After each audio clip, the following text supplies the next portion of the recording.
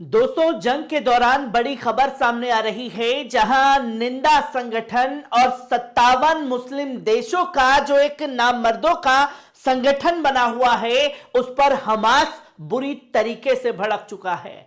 और हमास ने साफ तौर पर यह कह दिया है कि गाजा की आम जनता और हमास जो है वो ये नहीं चाहता कि 57 मुस्लिम देश अपनी सेना भेज करके इजराइल के खिलाफ खड़े हो जाएं। और हमास सिर्फ ये चाहता है कि जो आपने जंग के पहले दिन पर शुरुआत की थी और ये कहा था कि आप जंग को रुकवाने के लिए बड़ा कदम उठाना चाहते हैं, उस बड़े कदम का इंतजार आज तक हमास कर रहा है।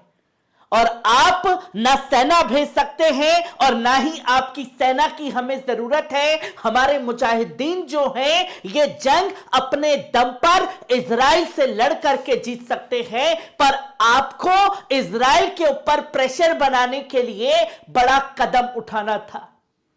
जहां पाकिस्तान के न्यूज चैनल जियो टीवी पर बैठ करके हमास के स्पोक पर्सन खालिद कदामी ने कई बड़े ऐलान किए और ओआईसी से खुल करके अपनी नाराजगी जो है वो दुनिया के सामने रखी, जहां जम करके ओआईसी को फटकार भी लगाई, जहां साफ तौर पर उन्होंने कहा कि मुस्लिम नेशंस से वो बैटल अगेंस्ट इजराइल के खिलाफ नहीं चाहता। वो नहीं चाहते कि हर 57 के 57 मुस्लिम देश इस जंग में इजराइल के खिलाफ अपनी सेना को भेजे।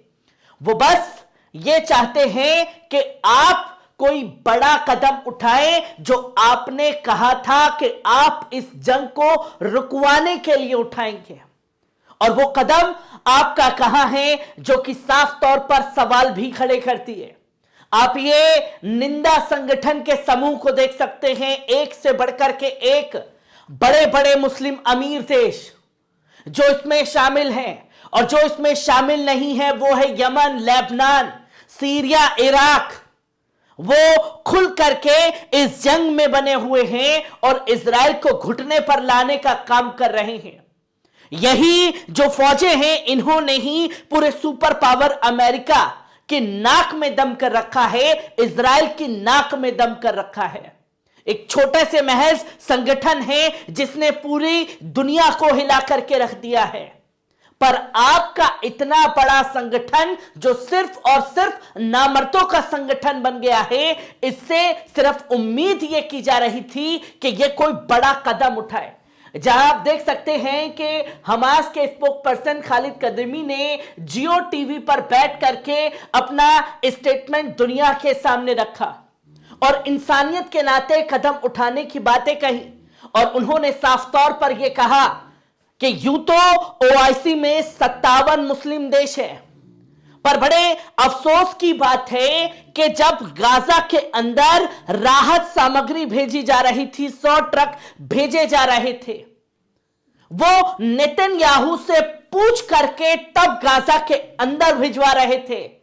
क्या आपके 57 मुस्लिम देशों की इतनी भी हैसियत नहीं है कि वो सोशल प्रेशर बना करके वहां के आम इंसानों के लिए पानी भिजवा सके?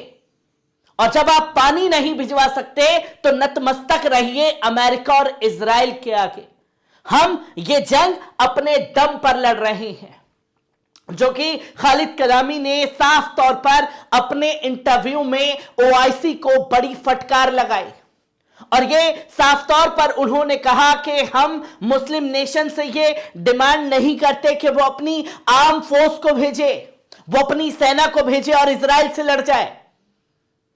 हम सिर्फ इतना कह रहे हैं कि आपने सिर्फ एक वर्ड कहा था कि जंग को रुकवाने के लिए बड़ा कदम उठाएंगे।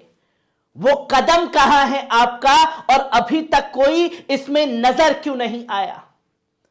आप जंग में सेना नहीं उतार सकते, हम जानते हैं, पर आप एक काम कर सकते थे कि इजराइल का टोटली बायकॉट कर देते।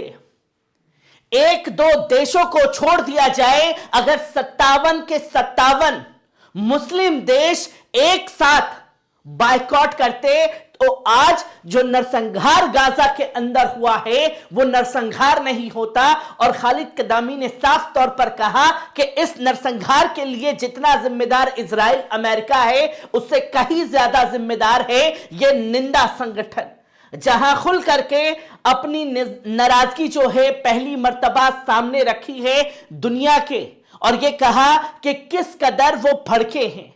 और साफ तौर पर इस बात पर भी जिक्र हुआ जो सऊदी और इजराइल की पॉसिबल नॉर्मलाइजेशन से, जो एक संबंध होने वाला था इजराइल और सऊदी अरब के बीच में, और गाजा यानी कि हमास के 7 अक्टूबर के वार से वो धरातल पर लटक गई, इसको लेकर के भी जिक्र हुआ।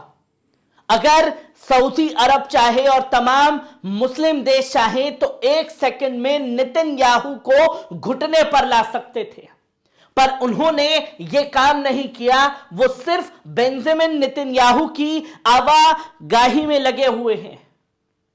इसको लेकर के खालिद कदामी ने कई बड़े सवाल भी खड़े किए, और खालिद कदामी ने साफ तौर पर जिक्र किया जहां टर्की में, यूएई में, स्पेन में, यूनाइटेड किंगडम में खुल करके लोग जो हैं इजरायली सामान का बहिष्कार कर रहे हैं। यह किसी फतवा या फरमान के जरिए नहीं, किसी देश के राष्ट्रपति ने नहीं, बल्कि जो काम रसब तैयब एर्दोगन करते हैं उनके जरिए नहीं, बल्कि खुद आम जनता ने यह फैसला लिया है कि वो इजरायली सामान का बायकॉट करेगी। और जब से जंग चल रही है उन्होंने इजरायली सामानों को खरीदा नहीं है।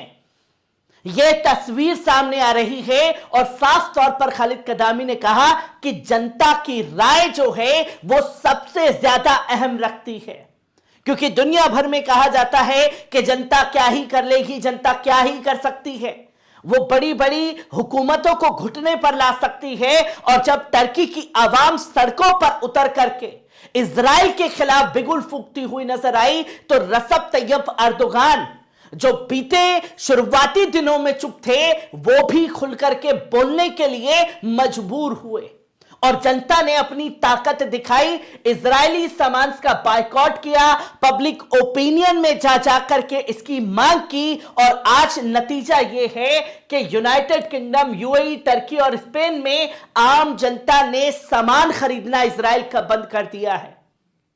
और साफ तौर पर खालिद कदामी ने कहा कि उन 57 मुस्लिम देशों से ज्यादा ताकतवर तो यह आम जनता है जिसने इजराइल को उसकी औकात दिखाई है, पर ओआईसी के पास इतनी हैसियत नहीं कि वो कोई बड़ा कदम उठा करके इस जंग को रोकने के लिए अहम योगदान निभाए।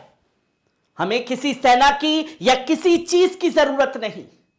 आप गाजा के लोगों के लिए पानी भेज सकते हैं, पर वो भी आपसे नहीं भिजवाया जा रहा, क्योंकि नेतन्याहू ने रोक रखा है।